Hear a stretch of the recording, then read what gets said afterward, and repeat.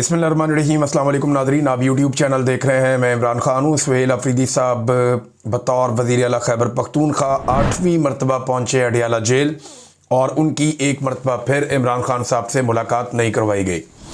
ये एक ज़िद है जो पकड़ी हुई है पाकिस्तान की मिलिट्री एस्टेब्लिशमेंट ने कि सुहेल अफरीदी ने अगर मुलाकात करनी है तो पहले आकर हमारे साथ मुलाकात करें, उसके बाद उनकी इमरान ख़ान साहब से मुलाकात करवाई जाएगी।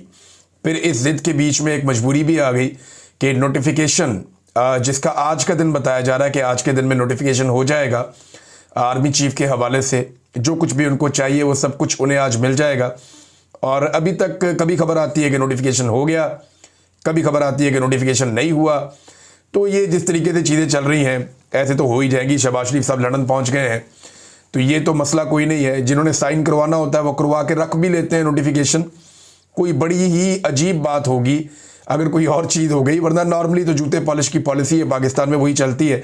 जैसा नोटिफिकेशन मांगा जाएगा वैसा नोटिफिकेशन हो जाएगा। आमतौर पे तो ऐसे ही होता है। तो नाजरीन, सुहेल अफरीदी साहब दोबारा अडियाला जेल के बाहर पहुंचे। उन्होंने कोशिश की इमरान खान साहब से मुलाकात करने की। ये 8वीं मरतबा वो अडियाला जेल के बाहर गए हैं। यहाँ सुहेल अफरीदी साहब ने फिर धरना दिया। वो काफ़ी देर तक अपने कारकुनों के साथ बैठे रहे।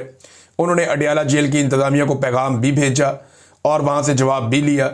काफ़ी देर तक बातचीत करते रहे। अब जो चीज़ें सुहेल अफरीदी ने वहाँ पे आकर कहीं वो मैं आपके सामने रख देता हूँ। एक तो उन्होंने कहा जी 8वीं मरतबा इमरान खान साहब से मुलाकात करने के लिए मैं आया हूँ और शराफत के साथ मैं यहाँ पे पहुँचा हूँ इमरान खान साहब से मुलाकात करने के लिए। इसमें उन्होंने एक पैगाम तो भेजा। एक तो ये कहा कि इमरान खान की सेहत के बारे में इंटरनेशनल मीडिया पर खबरें और अफवाहें चल रही हैं। उन खबरों के बाद पाकिस्तान तहरीक इंसाफ और कारकुनान में तशवीश बढ़ रही है। टेंशन मजीद बढ़ी तो कौम सड़कों पर आएगी। हमारी इमरान खान से मुलाकात करवाएं ताकि हम कौम को उनके बारे में बताएं। अगर हमें मिलने नहीं दिया जाता तो फिर अगले लायामल का ऐलान करेंगे। सुहेल अफरीदी साहब ने यह स्टेटमेंट दिया। दूसरा जो उनका एक और बयान, उन्होंने कहा जी कर्नल साहब को बताएं कि अडियाला जेल के अंदर जेलर है या कर्नल है। वैसे तो इमरान खान साहब भी कहते हैं कि एक कर्नल है जो कंट्रोल करता है और पाकिस्तान तहरीक इंसाफ का ये मानना है। वैसे भी देखें ना, आसिम मुनीर साहब के कंट्रोल में है सारा मुल्क। वही फैसला करते हैं क्या करना है क्या नहीं करना। वरना आईन और कानून के मुताबिक तो कैदी की मुलाकात हो जाती है, फैमिली के साथ तो ज़रूर हो जाती है, वकला के साथ भी हो जाती है। लेकिन यहाँ पे सुप्रीम कोर्ट भी बेबस है, हाई कोर्ट्स भी बेबस हैं, आईनी अदालतें भी बेबस हैं। वज़ीर आज़म कहता है मैं पूछ कर बताऊँगा, वज़ीर आला को लेटर लिखा वो जवाब देने के काबिल नहीं है। तो ये सारा मामला आसिम मुनीर साहब का है। देखिए, मैं बार बार ये कह चुका हूँ, इस वक्त पाकिस्तान में जो लड़ाई है वो आसिम मुनीर और इमरान खान के बीच में। इमरान खान जो है वो मज़ामत की वो लड़ाई लड़ रहा है जो पाकिस्तान में गुज़िश्ता 70 साल से लड़ी जा रही है, और आसिम मुनीर साहब जबर के वो अलमबरदार हैं जो पाकिस्तान में मिलिट्री एस्टेब्लिशमेंट गुज़िश्ता 7 दहाइयों से कर रही है। तो ये दोनों यहाँ तक पहुँचते पहुँचते अब एक तरफ इमरान खान खड़े हैं, एक तरफ आसिम मुनीर खड़े हैं, और कोई ये सादी बात यही है कि इन दोनों की लड़ाई है। बाकी सारे तो इसमें ना 3 में ना 13 में। तो इसमें जो सुहेल अफरीदी साहब ने कहा कि कर्नल साहब को बताएं कि 8वीं बार आ रहा हूं, 4.5 करोड़ लोगों का नुमाइंदा हूं, तलखियां और नफरत बढ़ा रहे हैं। खैबर पख्तूनख्वा के वज़ीर आला ने वहां पे पुलिस एहलकारों से ये बात की और उन्होंने कहा जी अंदर जाके अब आप ये कर्नल साहब को बता दें। और इसके अलावा मज़ीद बातें भी उन्होंने की। उन्होंने बताया जी कि मुझे बार बार रोका जाता है, तहरीरी तौर पर मुझे बताया जाए कि अदालती अहकामात क्यों नहीं माने जा रहे। मुझे रोके जाने पर आपने पहले कोई तहरीरी वजह नहीं बताई, आज तो बता दें। 7 मरतबा पहले आया हूँ, 8वीं मरतबा आज आया हूँ। फिर उन्होंने कहा ज़बरदस्ती हालात को ख़राब किया जा रहा है, बार बार अदालती अहकामात नहीं माने जा रहे, एक सूबे के साथ सौतीली माँ जैसा सलूक किया जा रहा है। 4.5 करोड़ अवाम का नुमाइंदा हूँ। और साथ उन्होंने ये कहा उसे रोक दिया जाए, ये अच्छी बात नहीं है। कल दूसरे सूबे में किसी और के साथ होगा तो आपको अच्छा लगेगा, ये भी सवाल उन्होंने पूछा। आप नफ़रतें और तलखियाँ बढ़ा रहे हैं, ये नफ़रतें और तलखियाँ पाकिस्तान के लिए नुकसानदेह हो सकती हैं। 8वीं मरतबा शराफत से आ रहा हूँ, आपसे बात करता और आराम से बैठ जाता हूँ। आप लोगों को एहतियात करनी चाहिए। बार बार पेशावर से अडियाला आना और जाना कोई आसान बात नहीं है।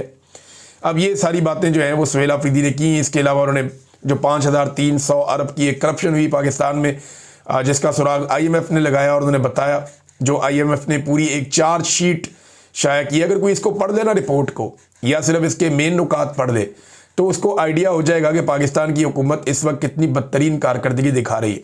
अगर मियाँ नवाज शरीफ साहब ने, अव्वल तो मियाँ साहब को पढ़ने का शौक ही नहीं है, मियाँ साहब को आप कुछ भी लिख कर दे दें वो पर्ची के अलावा कुछ नहीं पढ़ते।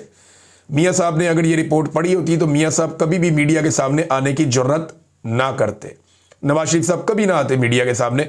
लेकिन क्योंकि उन्होंने रिपोर्ट पढ़ी नहीं और पढ़ने लिखने की उनको आदत ही नहीं है, लिहाजा उन्हें क्या पता कि इस रिपोर्ट के अंदर क्या लिखा हुआ है।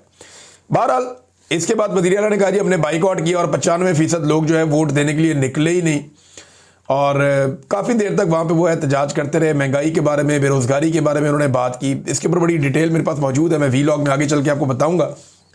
लेकिन मियाँ नवाज शरीफ साहब के ऊपर तनकीद शुरू हो गई है, हत्ता कि मियाँ नवाज शरीफ साहब के जो अपने लोग हैं मीडिया के अंदर या सिविल सोसाइटी में जो मियाँ साहब को सपोर्ट करते हैं, वो भी मियाँ साहब पे तनकीद करना शुरू हो गए।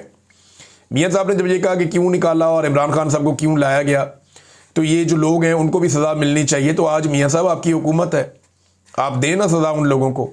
जिन जजों पे आपको एतराज़ है आप उन जजों के खिलाफ कानूनी कार्रवाई करें, लाएं उनके केसेस अदालतों के अंदर, पता चल जाएगा। जनरल बाजुआ भी यहीं पे है जिसके दौर में आपको निकाला गया, जनरल आसिम मुनीर भी यहीं पे है जिनके बारे में ये कहा जाता है कि वो दुबई से आपका अकामा लेकर आए थे। जनरल फैज़ वो गिरफ्तार है, दें उसको सज़ा। जनरल आसिफ गफूर वो भी पाकिस्तान में ही है। जनरल इरफान जिसके बारे में ये गालिबन यही नाम था, दावा किया गया कि मरियम नवाज को क्रश कर दो, वो भी इधर ही है। बाकी सारे जर्नैल भी उधर ही हैं, किसी के खिलाफ तो कार्रवाई कर लो भाई। और नहीं तो जो पापा जॉन्स वाला जर्नल था, जनरल आसिम सलीम बाजुआ, आप लोगों ने तो बड़ी छलांगे मारी थी और जलसों में तकरीरें की थी, तो उसके खिलाफ कानूनी कार्रवाई कर लो। किसी एक जर्नैल के खिलाफ क्या, किसी एक कैप्टन या एक अर्दली के खिलाफ भी नवाज शरीफ और शहबाज शरीफ हुकूमत में आने के बावजूद कोई कार्रवाई नहीं कर पाए। फर्ज करें कल इमरान खान की हुकूमत आती है और इमरान खान भी कोई कार्रवाई नहीं कर पाता, तो ये तो इमरान खान साहब के लिए भी ये सवाल होगा, लेकिन जब आएगी तब देखेंगे। लेकिन आज तो मियाँ नवाज शरीफ साहब और उनका इनकलाब जो है वो कटहरे में खड़ा है। नवाज शरीफ इनकलाबी बनने की एक्टिंग करते हैं। अभी भी कोई सहाफ़ी लॉन्च किए गए, वो ये कह रहे हैं कि जी मियाँ साहब एक्चुअली जो है वो सिविलियन सुपरमेसी के हामी हैं और वो जो है आमरीत के ख़िलाफ़ हैं। लेकिन मियाँ साहब ने तो सारे इख्तियारात उठा के आर्मी चीफ को दे दिए, सारी ताकत, मुराद और इस्तिस्ना उठा के आर्मी चीफ को दे दिया, और वो उसी का इंतज़ार कर रहे हैं और तो किसी चीज़ का इंतज़ार नहीं है। तो मियाँ नवाज शरीफ साहब इनकलाबी कोई नहीं है। मियाँ नवाज शरीफ साहब को कोई धोखा धोखा नहीं दिया गया। बेटी वज़ीर आला है, भाई वज़ीर आज़म है, और अब उनको सादा अक्सरियत दे दी गई है। जब दिल करे मियाँ साहब वज़ीर आज़म पाकिस्तान भी बन सकते हैं। अगर थोड़ी सी भी PMLN के अंदर हिम्मत बाकी है तो फिर वो अपने वज़ीर आज़म को चेंज करे ना, वो लेकर आए। नवाज शरीफ साहब के अंदर तो बड़ी ख्वाहिश बार बार पनप रही है कि जनाब मैं वज़ीर आज़म बनना चाहता हूँ, तो बनाए फिर मियाँ नवाज शरीफ को वज़ीर आज़म। जो कर रहा है पीछे बैठ के वही सामने आकर करे जो करना है। नादरीन, तोशाखाना 2 केस जो है इसके बारे में इंफॉर्मेशन है कि ये केस 20 दिसंबर तक मुलतवी कर दिया गया। ये आज के दिन अदालत में केस लगना था जेल के अंदर, और इमरान खान साहब से मुलाकातें हो जानी थी, इमरान खान साहब के वकला की, लोगों की, फैमिली की और सहाफ़ियों की भी। लेकिन ये केस 20 दिसंबर तक मुलतवी कर दिया गया।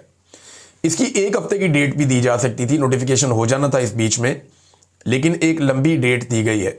इसका मतलब क्या है? मुझे ऐसा लगता था कि दिसंबर के शुरू में इमरान खान साहब की मुलाकातें खोल दी जाएंगी, लेकिन दिसंबर के मिड तक मुलाकातें नहीं खोली जा रही। इसको देखकर अंदाज़ा होता है। तो फिर ऐसा क्या है जो ये मज़ीद करना चाहते हैं? अपने जो इंटरनल गोल्स हैं पाकिस्तान के अंदर, जो इनको चाहिए था, एक्सटेंशन चाहिए थी, इस्तिस्ना चाहिए था, बाकी मामला थे, वो तो इन्होंने तकरीबन हल कर लिए हैं। अब अगले 15 दिन तक, 20 दिन तक इमरान खान साहब की मुलाकातें रोकने के दौरान ये क्या करने जा रहे हैं? ये बड़ा सवाल है। हमें आने वाले दिनों में इसका जवाब मिल जाएगा। हाफिज़ फ़ारूक भी साथ थे, मीना खान अफरीदी भी साथ थे, सुहेल अफरीदी के, और ये लोग भी उस एहतजाज के अंदर शामिल थे कि जनाब इमरान खान साहब से मुलाकात करवाई जाए, मुलाकात खोली जाए। लेकिन बदकिस्मती से ये नहीं किया गया। मियाँ नवाज शरीफ साहब ने जो मर्जी दावे किए, लेकिन हकीकत क्या है ज़रा ये देखिए। ये नादरीन एप्टमा के इस वक्त के जो सदर हैं कामरान अरशद साहब, वो ये बता रहे हैं कि हुकूमत ने इस किस्म के टैक्सेस लगा दिए हैं और पॉलिसीज़ इतनी बदतरीन है कि 100 से ज़्यादा टेक्सटाइल मिल्स बंद हो चुकी हैं। हमारी टेक्सटाइल इंडस्ट्री मुकम्मल तौर पे बंद होती जा रही है। जो चल रही है सिसक कर चल रही है। कोई मल्टीनेशनल कंपनी यहाँ पे काम नहीं करना चाहती। कई मल्टीनेशनल कंपनीज पाकिस्तान छोड़कर जा रही हैं। टेक्सटाइल मिल्स का बंद होना लम्हा फिक्रिया है, ये कामरान अरशद साहब ने कहा। हालात तो आपके सामने है नादरीन, जो पाकिस्तान के अंदर कॉटन की क्रॉप के साथ किया गया, कॉटन की फसल के साथ, कपास, और जो पाकिस्तान के अंदर दीगर फसलों के साथ किया गया, आप सोच भी नहीं सकते कि किसान को कितनी बुरी तरह तबाह किया गया है। और किसान ही, आपकी इंडस्ट्री आगे जब चलती है तो किसान की इजनास के ज़रिए से चलती है। और टेक्सटाइल इंडस्ट्री का बड़ा इन्हिसार था, लेकिन अब महंगी कपास बाहर से इंपोर्ट करते हैं और काम करने के लिए है कुछ नहीं। टैक्सेस और एनर्जी प्राइसेस आसमान के साथ जा लगी हैं।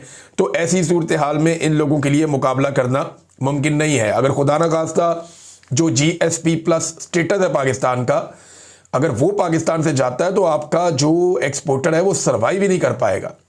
ये बड़ी मुसीबत में पाकिस्तान पड़ जाएगा खुदा न खास्ता अगर ऐसा होता है। हुकूमत ने तो कोई कसर नहीं छोड़ी, अब सिर्फ इसराइल और अमेरिका का आसरा है कि वो इस मामले में हमें बचा कर रखें। अब मियाँ साहब के दावों के बरक्स जो है बेरोजगारी पे वजीर खजाना का भी एक स्टेटमेंट आ गया। वजीर खजाना ने कहा जी 54,000 असामियाँ हमने ख़त्म कर दी हैं ताकि जो है हमारे ऊपर बोझ कम हो बजट के ऊपर। अब आप देखें, इन्होंने 54,000 असामियाँ ख़त्म की हैं, अपने खर्चे कम नहीं करती हुकूमत। जो गैर ज़रूरी खर्चे हैं, जो गैर ज़रूरी दौरे हैं, उन्हें कम किया जाए ना। जो नाकाम मनसूबे लगाए जाते हैं और मशहूरी वाले प्रोजेक्ट्स बनाए जाते हैं, उन्हें कम किया जाए। अखबारों और टीवी के अंदर सड़कों पर जो गैर ज़रूरी तौर पे ये फ़ोटोगर्दी करते हैं, वो फ़ोटोगर्दी बंद की जाए। अपने प्रोटोकॉल्स कम किए जाएँ। गरीब आदमी की नौकरी छीन लेते हैं, छोटे मोटे मुलाजमों को निकाल लेते हैं, लेकिन बड़ों के जो अल्ले तलल्ले हैं उनके अंदर कौम का पैसा ये ज़ाया करते हैं।